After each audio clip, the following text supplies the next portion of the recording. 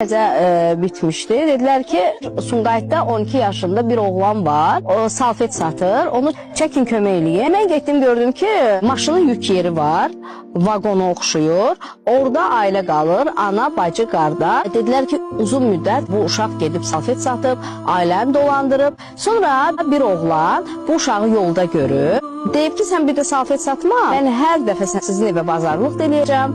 Maddi yardım da göstərəcəm və elə də eləyib. Həmən oğlan bu evə başlayıb bazarlıq eləməyə, maddi yardım göstərməyə. Bir müddətdən sonra oğlan gəlməyib. Bu qapı döyülməyib, oğlan gəlməyib. 12 yaşında uşaq təzədən gedib küçədə salfet satmağa. Bir günləri o salfet satan o uşağın anası danışır ki, bir günləri qapı döyüldü.